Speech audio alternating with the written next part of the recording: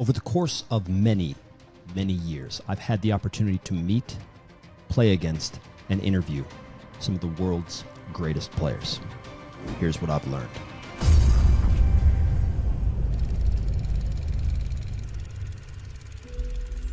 For those of you new to the channel, my name is Will John. I'm a professional footballer from the US. Played at the highest level in that country, which is the MLS, for 3 years before jetting off to Europe, where I've played the majority of my career, as well as a stint in Morocco's top league at Maghreb, the Fez. Also played with a number of US youth national teams, including the U20 World Cup. I've been blessed to play with a ton of great players and many players who have played in the EPL, played in the World Cup, captained their teams, done many, many, many great things. So that gives you guys some background as to why I feel qualified to pull out some juice from all of these interviews and give that to you here. So with that, let's get straight into what these high performers are doing differently. The number one thing that hits you when you meet all of these people and have real conversations with them is that they have a stronger belief in the power and ability of their mind than the average player. Period. The biggest issue I've found is that no one wants to talk about this. Most are interested in the shiny new trick from Mbappe or Neymar, but no one wants to hear about the exact state of mind and what they're doing internally to make and achieve extreme success. Listen to what Pierre-Emile Højbjerg says, Tottenham player, when I asked him for our GOLUREMI Nation exclusive about the difference between the players that make it and the ones that don't. In tough situations. I think what separates the good player and the best players is the mindset. The players that makes it and the players that almost make it is the mindset for me. I've played with many players during my kids' career, youth career, and even senior career. They were more talented than me. But what always came through with the players and the persons with the best and the strongest mindset, they always came the furthest. And yeah, so resilience, discipline, and to be balanced mentally is a very, very important thing. Aymeric Laporte says it, Tim Fosu-Mensah says it, Angel Gomez says it. They all say it in one way or another. The question now is, what are you going to do with this information? Most players either don't want to take this seriously or don't know that this is the thing that is separating some of the top performers from the average player. If you're looking for a place where you can cultivate this skill and grow with top players, GOLUREMI Nation, Fight Club for Footballers, our members-only group, is the place where you can get exclusive programs on mindset, speed and strength, skill training, nutrition, exclusive interviews, and a whole lot more. I'm just saying. Link down below. The next most obvious thing that sticks out is that they thrive on challenges. They do not shy away from them. They have a sickening desire to be the best. And they have a commitment to doing the hard work regardless of circumstances. What this leads to are multiple behaviors and habits that shield them from existential threats. They've internalized the winner's mindset. What this means is that they will constantly look to play against better, older, faster players, and they will hold themselves to the same high standards regardless of where they're at. It doesn't matter who's on the field.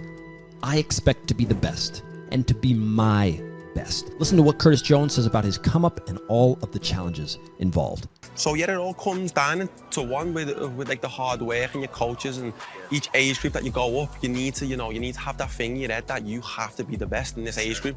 You know, me, I'll put it into like a personal one to where, you know, I was always being a young kid that I got to like an age, say about 14. To where I knew I had a really good chance. This goes as well for how you choose to develop on your own. You know, if you're a longtime fan of this channel, we've stated that your weak foot will not fix itself.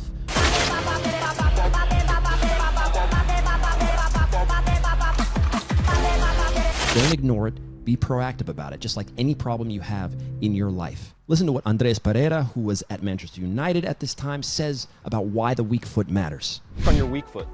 My weak foot, to be fair, everything I did on my right foot, I did on my left. You did on your left. So I don't, you know, in the game, of course, I always wanted to shoot with my right, but if it's blocked, I can just go with my left. You trust your left. Don't think about it. You're just going to shoot it anyway. Yeah. They have anxiety and pressure like everyone else, but they have way better strategies and coping mechanisms to deal with it. In the modern world, dealing with anxiety seems to simply be a fact of life. There's a tendency to view the players on TV as superhuman, devoid of feeling. We award them special powers and then claim that they're different than everyone else. The truth, however, appears to be slightly different. It's not that they don't feel pressure. It's that they use pressure to perform, or they eliminate the distraction altogether. We did an interview with Calvin Phillips, and this part didn't make it into the final cut. And he said that he had struggled with anxiety from social media. Every single one of his mistakes gets magnified, pushed out, shown to everybody. And instead of fighting against it, he immediately realized that the best way for him to deal with it was to not look at social media after games, good or bad. Good or bad. He doesn't go after they've done everything, won the Champions League, done all this stuff, and go and glorify himself on what a great job it was for him and for everybody, and the bad, right? He's figured out a way to understand that this is not where his source of power is coming from. He knows to ignore it, right? And so some guys might look at it, some guys might revel in it, everybody's gonna be different. The beauty of this was that you could tell that this was something that he knew was a problem, that he had to find a strategy for dealing with it. And if you start to believe all the good when you're doing on the up, you'll start to believe all the bad when you start to have problems. He knew that where his source of power was himself, in figuring out and understanding that if he takes care of his work and does his stuff, he would have success. Never underestimate the power you have within you to stay calm, cool, collected, focused, and concentrated in order to have your peace of mind. They do the simple things right, and they repeat that over and over and over. And you're probably thinking that sounds easy, but it's really hard to do simple things over and over again because it's boring. What that means for the average player is that you cannot forego the basic, fundamental, technical aspects of the game. You cannot forego this in any endeavor. School, learning a language, playing football, it's all the same. They're doing the same drills. Listen to Dominic Calvert-Lewin, Everton striker, briefly describe what it is that he did in order to train to become a pro. Or is there... I did. I mean, I spent a lot of time with just me and the ball. Okay. Sounds a little bit cliche. Taking shots? Alone? Dribbling? Like, what specifically? I spent a lot of time kicking the ball at the wall. Okay. Yeah, taking enough. For your first touch? Or? Yeah, mainly first touch, because the wall, you know, always gives you the ball back as hard as you kick it. Right. So it's a great way to train your first touch, in my opinion. Okay. And wow. And if there's a wall here and a wall here, right. you know, you can practice playing, playing, and just repeat. Over and over again. And that helps train your first touch. Yeah. This, my friends, is the type of training that has just withstood the test of time. Simply pass the ball against the wall and turn. Continue to challenge yourself. Get creative with it. Of course, the more you repeat, the better you'll become. This is a matter of focus and energy, just like Pierre goes on to say right here in this GOLUREMI Nation exclusive interview. I think the best you could do is actually just repetition. Whatever skill that you need to work on. Yeah, or whatever you would feel is your thing. You know, if you start to feel that shooting might be my thing, shoot with left, shoot with right, but repetition. If you want to be the best defender you can be, headers, good long passes, your physicality. But for me, I think repetition and always trying to be on the move, if you understand what I mean. They deal with setbacks way differently than most. A setback for them is a bump. It is a nudge. It's a mosquito bite. They don't give a shit.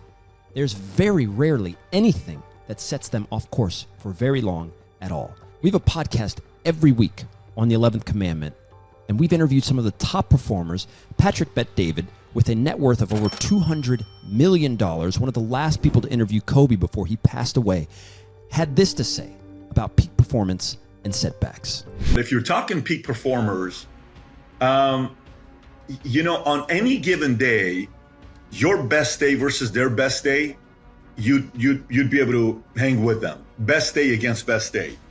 But what makes these guys different is it's not about the best day versus the best day. Their decade beats your decade.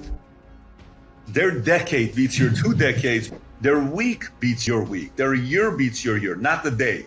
A lot of people want to brag about how hard of a work they had, how hard they worked, or how hard of a week they had, or how hard of a month or a year. There is always something to learn.